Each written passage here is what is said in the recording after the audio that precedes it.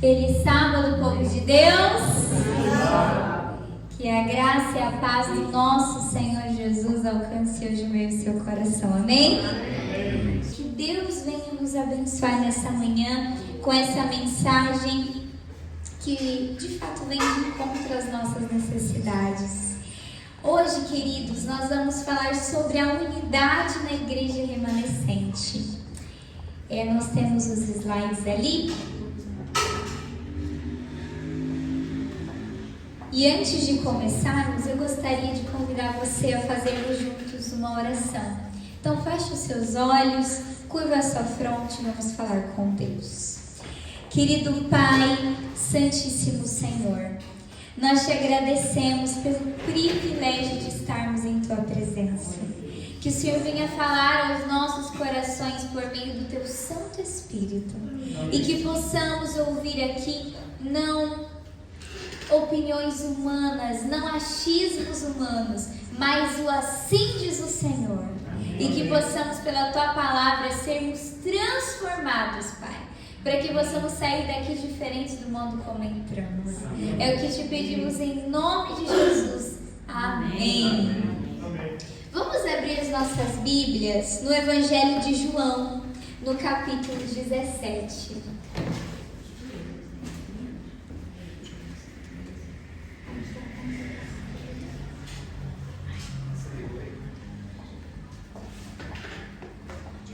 João, no capítulo 17, a partir do versículo 20.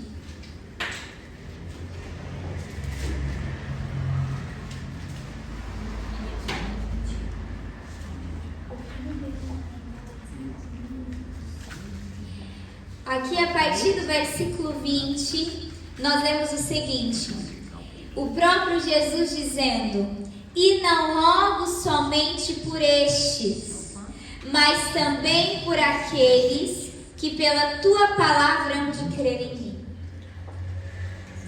para que todos sejam um, para que todos sejam um, como Tu, ó Pai, o és em mim e eu em Ti, que também eles sejam um em nós, para que o mundo creia que Tu me enviaste. E eu dei-lhes a glória que a mim me deste, para que sejam um, como nós somos um. Eu neles e Tu em mim, para que eles sejam perfeitos em unidade. O desejo de Deus para a sua igreja é que a sua igreja seja perfeita em unidade. E uma das últimas orações de Jesus, que está relatada aqui no capítulo 17 de João, a oração sacerdotal de Jesus, era pedindo para que a sua igreja tivesse o quê? Unidade. Assim como o Pai, o Filho e o Espírito Santo são um, o desejo de Deus é que nós, como membros do corpo de Cristo, sejamos unidos. Amém. Mas muitas vezes a oração de Jesus não tem se cumprido em nosso meio. Como quando os discípulos ali antes de receber o Espírito Santo, eles ficavam ali competindo quem deles era o maior, quem deles era o melhor líder, quem iria sentar à direita de Jesus no trono. Eles ainda haveriam de aprender muito sobre unidade cristã. E ainda é o desejo do Senhor nos ensinar sobre unidade cristã. Ali no Nisto Cremos, na página 248ª edição, no capítulo que fala sobre unidade na igreja remanescente, nós lemos: a igreja unificada resistirá aos ataques satânicos. Efetivamente, os poderes das trevas são impotentes contra uma igreja cujos membros amam uns aos outros, assim como Cristo os amou. Amém por isso? Amém. A igreja que está unida em Cristo é uma igreja que que não é vencida pelos ataques satânicos. Porque verdadeiramente quando estamos unidos sob o mesmo propósito, guiados pelo mesmo general, não há como haver fraqueza, pois apenas há fraqueza na desunião.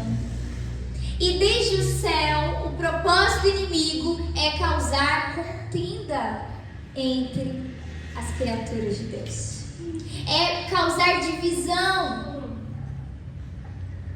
é fazer com que as criaturas de Deus se achem melhores do que o próprio Deus, se achem mais sábias do que a palavra do Senhor.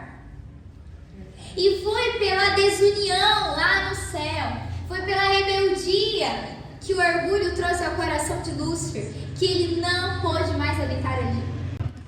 E se temos hoje em nossa vida acariciado o mesmo orgulho, a mesma presunção, esse espírito de desunião, o céu também não será um lugar para nós.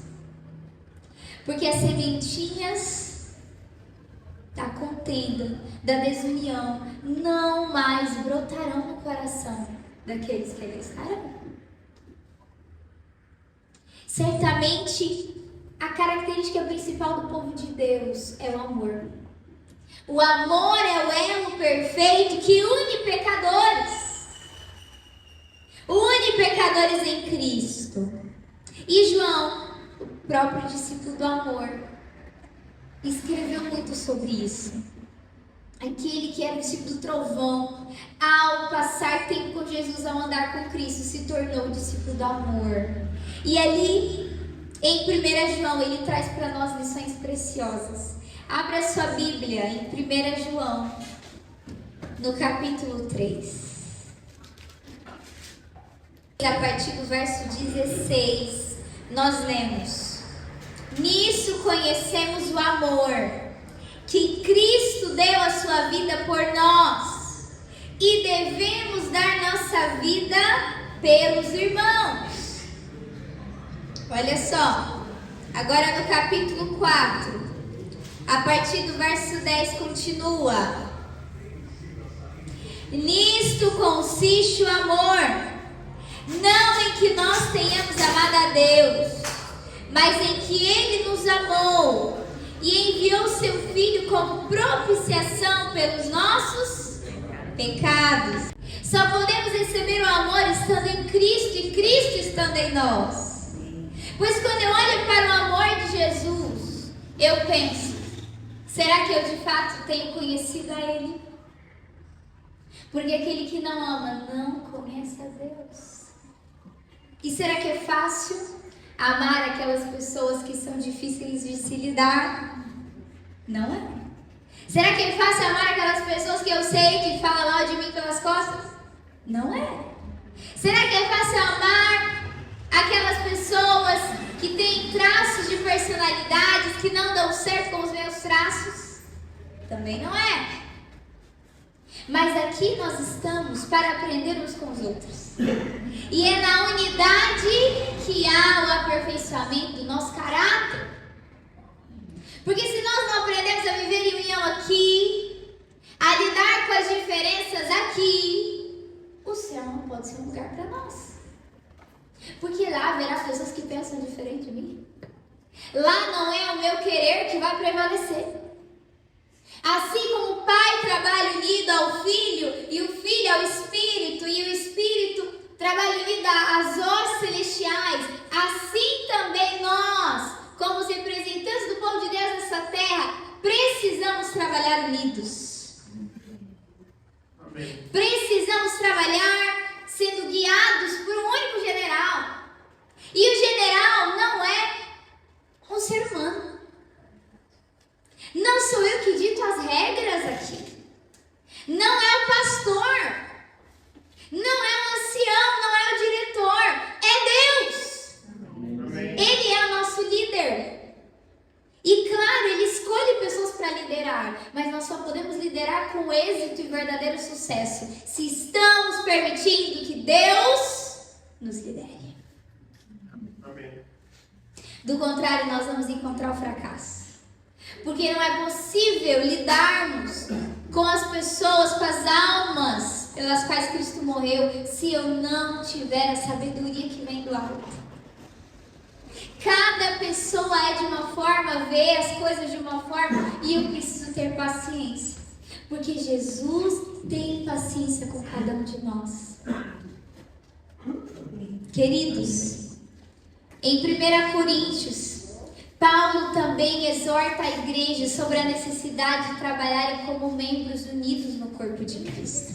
Abre sua Bíblia nesse momento em 1 Coríntios, no capítulo 12. 1 Coríntios, no capítulo 12, nós vamos ler o verso 12. 1 Coríntios 12, no versículo 12. Para quem quiser acompanhar, está aqui na TV, mas se você tiver a sua Bíblia, acompanha aí. 1 Coríntios, no capítulo 12, verso 12, nós lemos: porque assim como o corpo é um, e tem muitos membros, e todos os membros, sendo muitos, constituem um só corpo, assim também com respeito a Cristo. Verso 14: porque também o corpo não é um só membro, mas muitos. Se todos, porém, fossem um só membro, onde estaria o corpo? Verso 20: o certo é que há muitos membros, mas um só. E ele continua dizendo: se a mão disser para a cabeça, ou a cabeça para os pés, não preciso de você, imagine, viraria uma desordem total. Porque cada membro trabalha em união. E se o olho disser para o ouvido, eu não preciso de você, e se o ouvido disser para o olho, eu não preciso de você, então ficaríamos deficientes. Não conseguiríamos ver, não conseguiríamos ouvir. Ter as mãos não substitui os pés. Cada membro, por menor que seja, tem a sua importância. E quando eu digo para o meu irmão, eu não preciso de você, eu estou dizendo, eu quero fazer parte de um corpo deficiente. Porque mesmo que seja o dedinho do pé, ele tem a sua função. E quem é o cabeça? Será que sou eu? Será que é o irmão? Será que é a irmã? Não. O cabeça é Cristo. Esse é o plano do Senhor para nós como seus filhos. Pela fé em Jesus Cristo, como está em Romanos 12, 10, amai-vos cordialmente uns aos outros, com amor fraternal, preferindo-vos em honra uns aos outros. O objetivo, queridos, é a cooperação e não a competição. Há muitas igrejas que fecham suas portas porque os membros deixam de ser membros, deixam de trabalhar em união uns com os outros. Eles ficam competindo. Quem vai ter tal cargo? Quem vai subir ali no púlpito? Quem vai participar lá? Quem vai comandar ali? E nós esquecemos que na igreja de Deus não deve existir competição. Porque há uma frase que diz que o mundo é dos espertos, mas o céu é dos humildes. Nós não estamos aqui para cantar vantagem. Nós não estamos aqui para mandar nos outros ou para dizer como eu acho que é melhor. Mas nós estamos aqui para trabalhar em unidade, com amor, preferindo dar honra a outro do que a mim mesmo. Nós temos hoje uma cultura muito competitiva. O melhor, o mais rápido, o mais inteligente é o que vence. Mas para o Senhor não importa a nossa força, não importa a nossa inteligência e nossas habilidades. O que importa é o quão sincero e humilde está o meu coração diante dele. Porque no reino dos céus não é escolhidos capacitados, mas é capacitado aqueles que se deixam ser escolhidos. Ah, mas aqui as coisas não estão andando, as coisas não estão dando certo. Será que Jesus está no centro? Ou as minhas vontades e minhas ideias estão no centro. Aonde Cristo está, a vida. Aonde Cristo comanda a verdadeira prosperidade e sucesso. Deixemos Cristo em primeiro lugar, queridos. Porque o maior dos dons é o amor. Como está lá em 1 Coríntios 13. Agora, pois, permanece a fé, a esperança e o amor. Estes três, porém, o maior deles é o amor. Então não importa se um tem dom de pregar, o outro tem o dom de curar, o outro tem o dom de ser hospitaleiro, dom de cantar. Todos esses dons são importantes? Sim. É o que compõe os membros da Igreja de Deus. Mas sem o dom do amor, não nos é possível andarmos com Jesus, servirmos ao Senhor. Por exemplo, se alguém tivesse o dom da profecia, fé que transportasse montanhas, mas como está em 1 Coríntios 13, se não tivesse amor, nada adiantaria. Pois, de fato, o que é o amor? O amor é o próprio Deus. O amor é paciente, é bondoso, não é ciumento nem presunçoso, não é orgulhoso nem grosseiro. E olha só essa frase, guarda no seu coração. O modo como amamos a Deus se reflete no modo como tratamos o nosso próximo. Vou repetir. O modo como amamos a Deus se reflete no modo como tratamos o nosso próximo. E eu te pergunto, nós temos que prestar conta das nossas ações a Deus? Sim ou não? E aqui dentro da igreja, precisamos prestar conta para os nossos irmãos também quando se trata de assuntos congregacionais? Sim ou não? Sim. Precisamos trabalhar de modo transparente, não dando ocasião para falarem da nossa fidelidade. Precisamos estar na luz, as nossas ações precisam ser claras como a luz do amanhecer. Não temos que deixar brechas para que as pessoas desconfiem da nossa fidelidade a Deus. Quando nós olhamos para o povo de Israel, nós podemos tirar muitas lições da sua história. E no livro Mensagens Escolhidas, volume 1, olha só o que o irmão White diz. Por 40 anos, a incredulidade, murmurações e rebelião excluíram o antigo Israel da terra de Canaã. Os mesmos pecados têm retardado a entrada do moderno Israel na Canaã celeste. Em nenhum dos casos as promessas de Deus estiveram em falta. Agora aqui ela traz os motivos pelas quais nós ainda estamos aqui. Ainda não entramos em Canaã. É a incredulidade, o mundanismo, a falta de consagração e a contenda entre o professo povo do Senhor, que nos tem conservado nesse mundo de pecado e dor por tantos anos. Misericórdia. A incredulidade, falta de consagração, mundanismo e contenda entre o povo do mundo? Não! Entre o professo povo do Senhor. Se nós não podemos viver em comunhão com os irmãos aqui, como nós queremos ir para o céu? Porque no céu haverá pessoas diferentes de mim. No céu não é as minhas vontades que vão prevalecer. Desde agora precisamos aprender a nos submeter ao Senhor e à sua palavra. Pois se o povo de Israel tivesse seguido as instruções de Deus, tivesse se unido como povo de Deus, obedecendo a voz profética que Deus levantou, como hoje a voz do pastor tem a sua autoridade, eles teriam entrado em Canaã. Eles não teriam ficado por tantos anos ali no deserto. E eu peço a atenção dos irmãos para esse texto que vamos ler, ainda em Mensagens Escolhidas.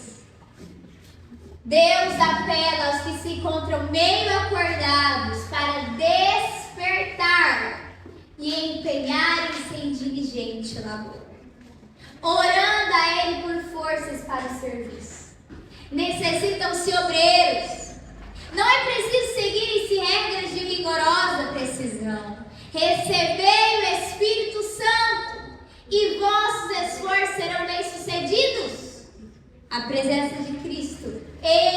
dá o poder. E olha só o apelo do Espírito Santo. Preste atenção. Cesse toda dissensão e contenda. Prevaleça o amor e a unidade. Amém? Amém. Mas como que isso é possível, Gabi? Se todos nós somos pecadores, temos as nossas fraquezas e dificuldades, movam-se todos sob a direção do Espírito Santo. Caso o povo de Deus se entregue inteiramente a Ele lhes restaurará o poder que perderam pela divisão. Ajude-nos, Deus, a todos nós, a compreender que desunião é fraqueza e que união é a força. O apelo da profetisa do Senhor: nos ajude, Senhor, a entender, porque nós ainda não entendemos. Não gosto do irmão tal, não vou com a cara do fulano tal. E a gente pensa que está arrasando, que está tudo bem. Como temos vivido e praticado o cristianismo que Jesus nos ensinou? Quando o irmão cai, qual membro você move primeiro? A língua ou a mão? Vou repetir. Quando um dos membros cai, um dos irmãos cai em pecado, o que você move primeiro? A língua ou a mão? E a gente tem essa mania de fazer pedido de oração, que na verdade é fofoca. Leve ao Senhor as suas necessidades e o que você sabe que o outro está passando. Ore a Deus e interceda por essa alma e faça a sua parte indo lá, ouvindo, dialogando, aconselhando, exortando, amando. Porque é para isso que somos chamados. E o exército mais desunido, sabe qual é? A igreja. Eles não entendem que lutando uns com os outros, eles estão sendo distraídos da luta contra o verdadeiro inimigo. Pois a luta não é contra a carne, não é contra pessoas, carne e sangue, mas é contra principados e potestades. O inimigo quer continuar plantando desunião em nosso meio. Unicamente Deus e o céu são infalíveis. Agora, preste atenção nessa parte que está destacada. Os que pensam que nunca terão de desistir de um ponto de vista acariciado, nunca terão ocasião de mudar de opinião, serão decepcionados. Enquanto nos apegarmos às próprias ideias e opiniões com determinada persistência, não podemos ter a unidade pela qual Cristo orou. Eu penso assim, pronto.